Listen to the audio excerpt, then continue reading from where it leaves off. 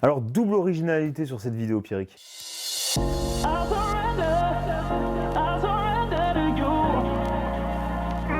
Pendant que tu t'habillais comme le pilote pro que tu es. Elle hurle cette moto. La pédale au frein, un embrayage. Sérieux, vous avez du poireau non-stop.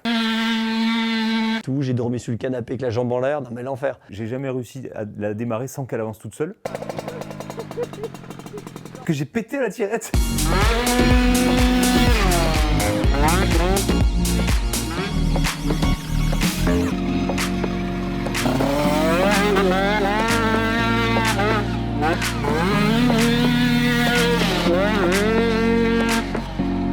Ah, on a bien rigolé. Hein. Hop, t'en laisses tout le long.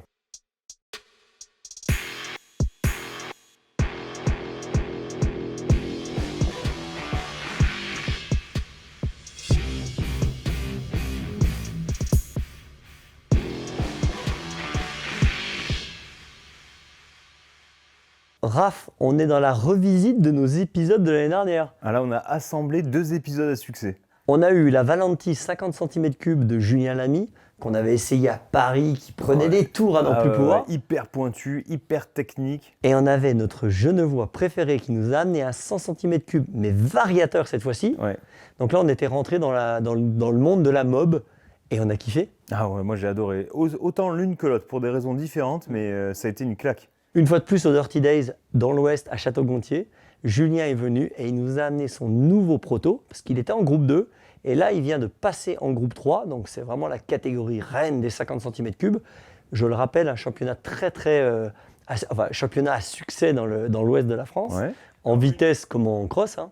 Donc une règle, ne pas dépasser 50 cm3. Ah mais c'est la seule. Voilà, après on peut mettre des lance-flammes, des pièges à loups, ouais, tout exactement. un truc sur la moto. Donc c'est vraiment des motos d'usine, tout le monde peut faire ce qu'ils veulent, variateur, boîte, préparer, fabriquer les pièces eux-mêmes. Si tu veux, il n'y a pas de règle, c'est vraiment le MotoGP de la mob, en fait, c'est ça. C'est ça. Alors, explique-nous un petit peu, c'est quoi dans les grandes lignes la préparation de cette moto ? Alors, il a mis un moteur GCR, si tu veux. Il a fait fabriquer le pot d'échappement à côté de chez lui. Et c'est un moteur à double variateur. Ok. Alors, on n'est pas des spécialistes de ça. Je sais pas, oui, ok. Ce qui nous intéresse à MX Test, c'est les sensations au guidon de cette machine. Le guidon, par contre, tu le connais. Le châssis, tout ça. Le guidon et le châssis, je connais. Ouais. Puisqu'il s'agit de la KTM, une dernière génération. Hein, donc, Il s'est fait plaisir. Il a voulu reprendre une moto propre. Et il a fait vraiment, à mon avis, esthétiquement, c'est difficile de faire mieux.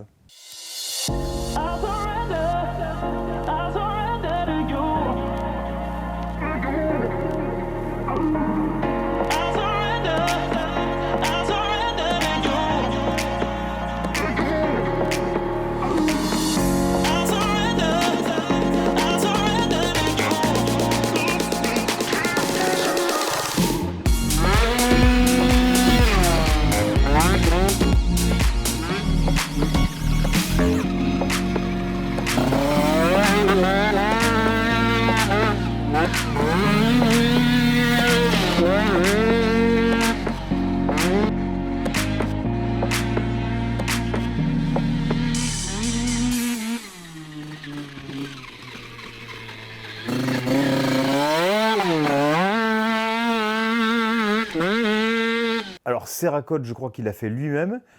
Déco inspiré un petit peu de Suberas avec le numéro dont il est très très fan. Enfin, franchement, c'est une des plus belles motos qu'on ait faites et c'est un des plus petits moteurs qu'on ait fait. Donc, c'est marrant, hein, ce goût, ce côté très soigné, ces belles pièces sur un moteur aussi petit. Ouais, en tout cas, chez nous, on voit jamais ça. Non. Donc moi, elle est encore dans le garage à l'heure actuelle parce que je vais lui redonner bientôt. Mais à chaque fois que je passe devant, je me dis, mais on va dire, c'est vraiment, ça fait moto d'usine, je trouve. Alors, double originalité sur cette vidéo, Pierrick. Originalité numéro 1, tu n'as pas roulé, c'est moi qui ai roulé et c'est toi qui as filmé. Donc, vis ma vie de pilote, vis ma vie de caméraman. Pourquoi ?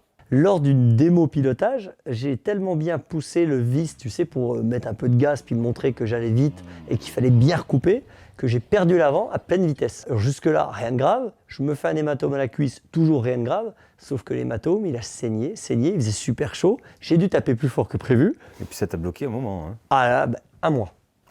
Un mois, le genou à moitié bloqué parce que tout était descendu dans le genou, des douleurs et tout. J'ai dormi sur le canapé avec la jambe en l'air. Non mais l'enfer.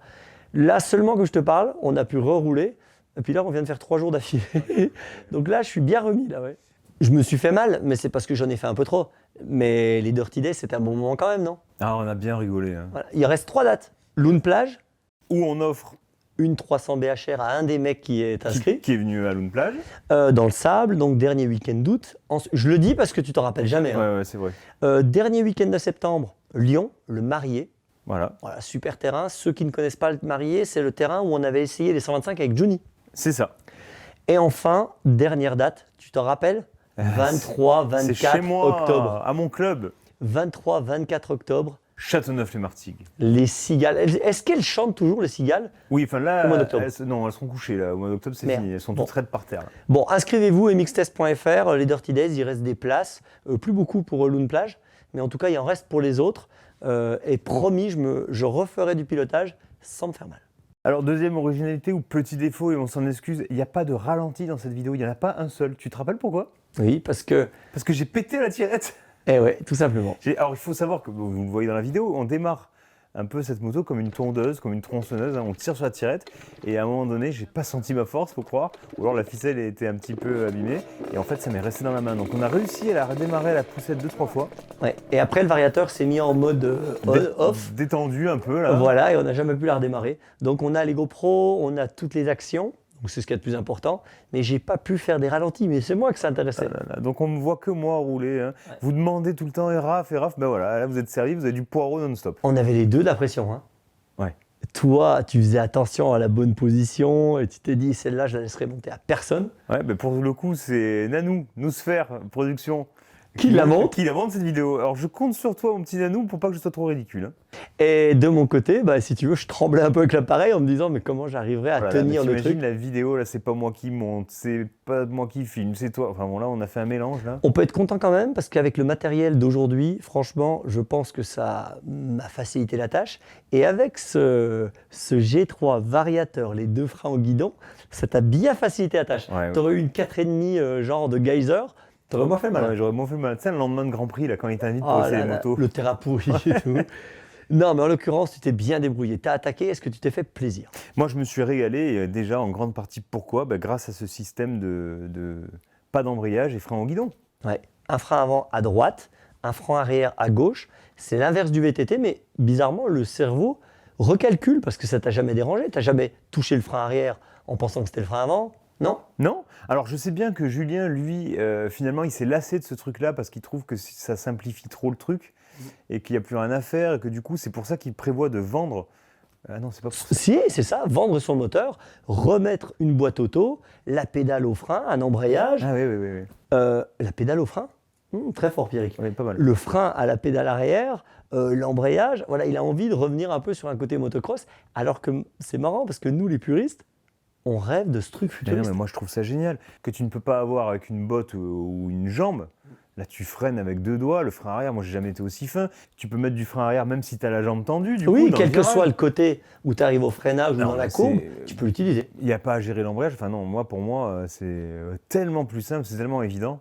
Alors, il nous avait dit, pour la 100 cm3 à variateur, qu'il suffisait de régler pour avoir, tu sais, l'accélération tout de suite. Ouais. C'est pas vrai. Un variateur, il y a toujours un décalage. Alors écoute, on le voit bien dans cette vidéo. Hein, il y a un passage où donc je me suis pris à 3 fois pour réussir à mettre le gaz au bas de la descente et j'avais l'impression d'accélérer limite au freinage d'avant pour que, pour que la poussée commence à l'endroit où elle doit commencer si tu veux dans un virage quoi.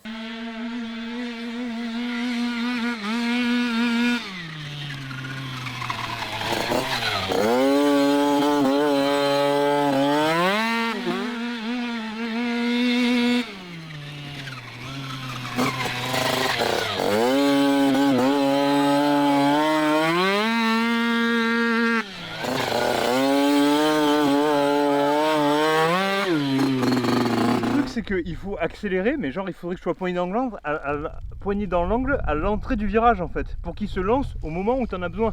Le problème c'est que je prends les gaz trop tard. J'ai même essayé si tu veux en trichant un peu, en freinant et en accélérant pour gagner une seconde, tu sais. Mais malgré tout j'ai réussi à le faire bien une fois. Et là je manque de vitesse quoi.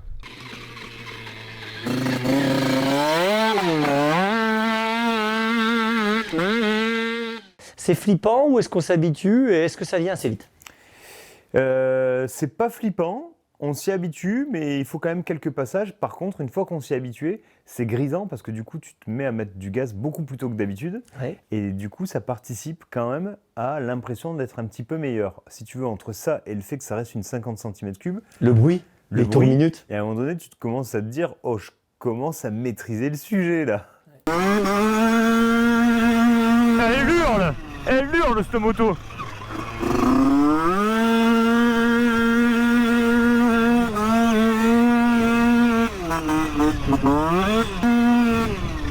Putain, elle est vraiment bien, le châssis et tout, elle est géniale.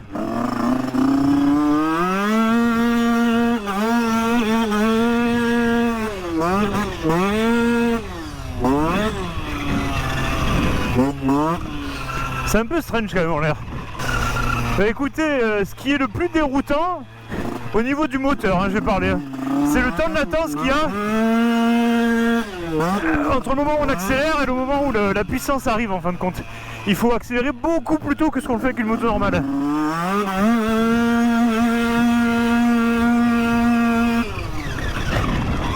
Par contre le freinage, mon Dieu.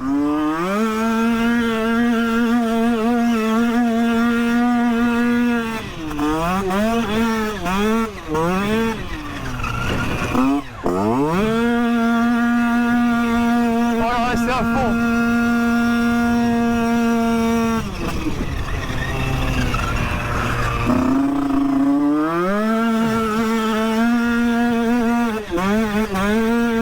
Je mets beaucoup plus de gaz que d'habitude. Alors tu sauras que Julien, quand il roulait en groupe 2, de temps en temps, il prenait une 125 pour l'entraînement. Ouais. Bon, il était 10 secondes plus vite qu'avec son 50. Aujourd'hui, avec son groupe 3, il est plus vite qu'avec une 125. Parce que justement, il est efficace. À chaque fois qu'il sort, il n'y a pas le 2, 3, 4 ça m'étonne pas. de la boîte à vitesse.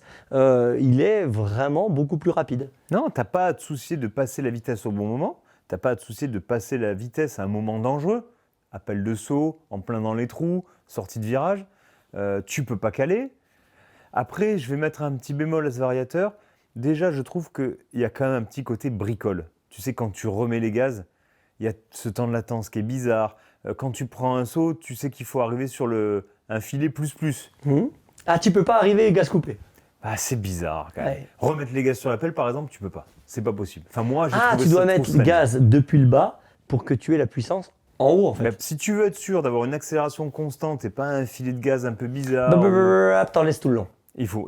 Ouais, je comprends. Tu vois, par exemple, ce fameux temps de latence quand tu remets les gaz. Ouais. Bah, imagine quand tu es en l'air et que tu mets ton coup de gaz. Ouais. T'imagines ce qui se passe là? Ouais. C'est hyper bizarre. Déjà, tu as des bruits de courroie, tu comprends pas trop. Je sais pas, c'est pas franc.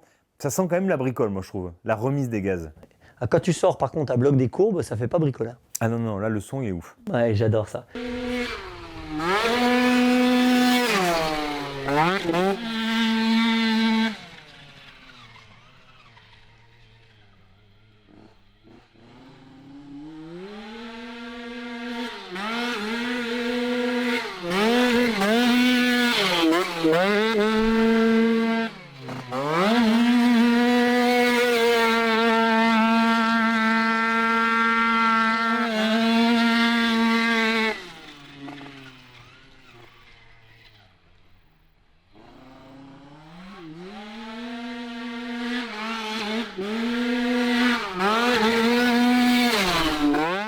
Au niveau du châssis, par contre, c'était pas mal.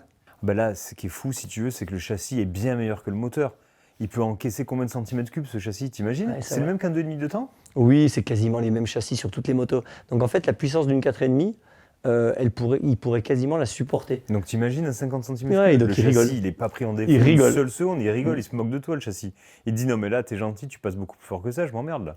En fait, c'est ce qui m'aurait fait peur, moi, dans les 50 cm3, c'est d'imaginer une moto un peu proto-complète, tu sais, Ouais. où tu dois réapprendre le guidon, le moteur, l'embrayage, le vario. Alors que là, finalement, on a quand même une base qui est quand même hyper connue. Donc on monte dessus, on ferme les yeux, on sait où on est. Et en fait, il y a juste ce petit côté variateur et le fait qu'il y a un peu moins de chevaux et beaucoup plus de dynamisme à gérer, tout simplement, hein. Non, moi j'ai pas vraiment de points négatifs à mettre. Allez, je vais parler donc de ce côté un petit peu bricole au niveau de la remise des gaz, Ouais. que je trouve un peu bizarre. Le démarrage de la moto, parce que j'ai jamais réussi à la démarrer sans qu'elle avance toute seule.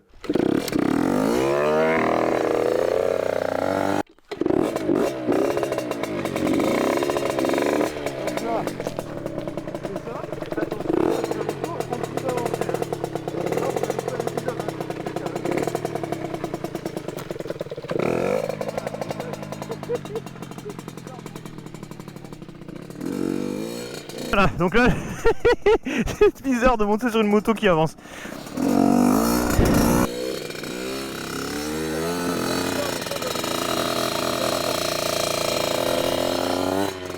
T'as bien vu, à un moment donné, je la démarrais en avançant. C'est quand même un peu On strange. n'avait pas ça avec la 100. Hein. Non, mais alors après, c'est peut-être moi qui m'y suis mal pris. Hein.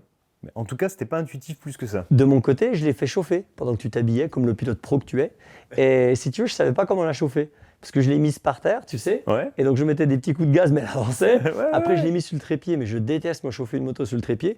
Alors je sais pas à tort ou à raison, dites-le dans les commentaires. Est-ce que vous chauffez la moto sur le trépied? On m'a toujours dit que les vibrations, tu sais, du moteur posé sur le trépied, Ouais. pouvaient abîmer le vilebrequin et tout. Ah ouais, je savais pas. Et que c'était mieux d'avoir les deux pieds des roues au sol. Alors je l'ai toujours fait comme ça. Tu sais, il y a des règles, tu sais pas si elles sont bonnes Ah, ou bah, pas, moi, mais je tu mets- les fais. Moi, je la mets sur le trépied, je mets la 5 et j'accélère à fond à chaque fois.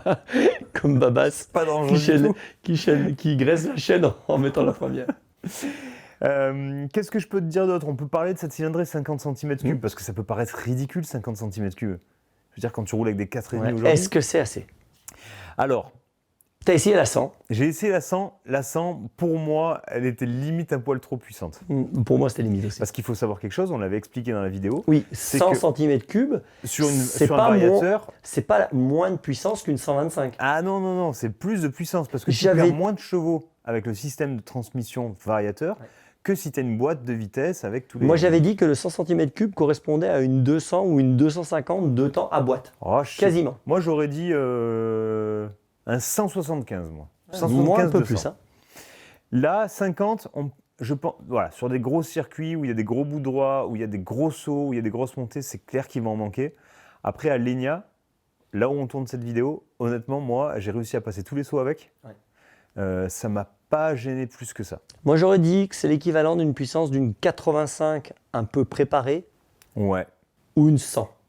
Mais il y a le petit côté BHR, c'est-à-dire que comme c'est pas très rapide, bah, tu focalises plus sur ton pilotage, sur tes trajectoires, sur tes positions. Et au final, encore une fois, si tu es 2-3 à avoir la même moto, il ne faut pas que tu t'amuses à rouler Oui. avec un pot de 1,4,5. Mais si tu es 2-3 à rouler avec cette puissance-là, je pense encore une fois que tu t'amuses beaucoup plus qu'avec une 2,5. Ouais. Faire le championnat à 50 cm3 avec ça, c'est le pied. Mais rouler en open, en ligue, non, c'est un Non, peu il faut oublier. D'ailleurs, c'est dommage que ce championnat de France soit si breton, ouest que ça. Parce hein. qu'on pourrait essayer. Parce qu'on pourrait essayer un peu de partout. Et moi, Ouais, franchement, c'est ça me vrai. va très bien. Mais je pense que si je demande à notre copain de Genève, hein, de Monaya, Stéphane, Ouais. la moto pour un week-end, on en a parlé hein, sur la chaîne, comment on l'a fait évoluer, bah, dites-nous ce que vous en pensez, mais on se posait la question de faire des vlogs, d'aller faire des courses, peut-être avec moins de réalisation qu'on le fait pour les épisodes. On se posait la question, mais si c'est le cas, bah, on essaiera des motos atypiques sur des courses à discuter, à voir. Si vous voulez voir la première course de RAF en Supercross ou SX Tour avec une 50 automatique par exemple, allez-y, mettez votre pouce Magnifique. bleu, abonnez-vous. Ah, magnifique. Tu sais ce qui m'embête sur ces épisodes, c'est que franchement, on est que les deux à voir le truc. Et alors on essaye de faire ressentir cette puissance, ce bruit. Et je pense que les images parlent d'elles-mêmes. Mais j'aurais envie d'appeler un paquet de copains à chaque fois. Ouais. Soub, franchement, il adorerait essayer ces motos. Mais c'est Il clair. est dégoûté. Il est en tête du SX Tour. Il roule fort en motocross. Il est vraiment performant. Mais il y a un prix à payer. C'est qu'il rate tous les épisodes Ouais. parce qu'à mon avis, il viendra à chaque fois. Donc Cédric Soubeyras, hein, est le numéro 85, comme sur cette moto, Exact. puisqu'il est fan de Cédric Soubeyras, notre ami Julien qui nous a prêté à 50. Il a lancé sa chaîne YouTube, Cédric Soubeyras, et donc il nous fait ces petits vlogs Soub World. Ouais. Qu'on les regarde tous. Donc on les regarde tous parce que vous le suivez en fait. C'est le début de sa chaîne, hein. Il n'a que 6000 abonnés, donc abonnez-vous à la chaîne de Cédric, ça l'aidera pour les sponsors, ça l'aidera pour vous allez découvrir le monde du SX, de l'entraînement, comment ça se passe, pour les gamins qui rêvent un jour d'être pilote officiel. Là franchement, il ne cache rien. Hein, il vous montre tout comment ça fonctionne de l'intérieur. Et donc avec seulement 6000 abonnés, il fait déjà quasiment 20 ou 30 000 vues sur Ouais. ses épisodes. Franchement, c'est bien réalisé, il fait tout lui-même. Ouais, il fait tout lui-même, Donc c'est fou. c'est vraiment pas mal. Ouais, donc voilà, donc c'était Voilà, exactement. Pour finir, On le verra au Supercross de Paris. on le verra. Ah oui, j'espère qu'il sera dans les meilleurs Exactement. Français, comme d'habitude. Et il a des après-cross et mix-test. Et il est après course mixte. Voilà. On a fini le. T'as vu? Tout est rattaché, une sorte de toile C'est d'araignée. ça, on sent qu'on a quelqu'un au marketing derrière. Tu sais, à l'ouest, la moto du 50 cm3 qui est rattachée à Marseille, qui retourne à Genève. On est fou. On est fou, on est fou. On est... Le monde de la moto est un petit milieu. Mais nous sommes tentaculaires. Et franchement, c'est cool justement de rattacher un peu tout le monde, c'est clair. Mais je ferai pas le Touquet avec. Non. Hein? Non, Touquet, rouler à Villars-sous-Écho, tout ça, non, tu oublies. En fait, pour résumer quand même, je m'aperçois qu'à chaque fois qu'il y a un variateur ou une 50 ou une petite cylindrée, toi, tu n'as jamais passé ton tour. Hein. Non, Ah, tu mets le casque, hein. mais c'est là où je m'amuse le plus à chaque fois. Hein. Bon, alors écoute, on va retrouver des motos un petit peu moins abelles. Hein. Ouais. La 700 Abel, par exemple, t'as moins roulé. Mais attends, l'Enia 700 Abel, Ouais. VS 50, chrono, Ah, pronostic. Eh ben moi, je pense pas qu'il y ait beaucoup d'écart entre les deux. Je sais même pas te dire avec laquelle je roule le plus vite. c'est pas Toi, faux. je pense que tu vas rouler plus vite avec la 700 Abel parce que voilà. Alors, Mais si moi- on fait un truc plus simple à organiser, 125 CR 97, 500 CR 97, tu crois qu'il y a une grosse différence? Moi, je pense que c'est pareil Ouais, c'est pas faux. au chrono. Et si À vous, cogiter. si vous voulez un match 50 cm3 contre autre chose, bah dites-le nous. Ouais, En ça peut être commentaire. sympa. On se laisse, on se retrouve très vite pour une nouvelle vidéo de 50 cm3, mais celle-là, elle sera pour aller à l'école. Oh, j'en rêve depuis 2 ans de trouver une 50 qui va à l'école et de faire un test avec. Mais une moto, alors soit toute trafiquée par un gamin, Soit complètement d'origine pour voir jusqu'où on va. exactement, mais on veut sauter de la table. On a quand même sauté avec un XADV, on a fait du sable avec une Ténéré, on a quand même trouvé une 50 du collège. Alors pas celle qui a le pot en dessous, hein, pas le Non, modèle non. Supermoto. Non, Ça, on laisse ça on veut au- le hard enduro. On veut le hard enduro et on veut se faire plaisir avec une 50. On est devenu fan des 50. On est fan de 50. Génial.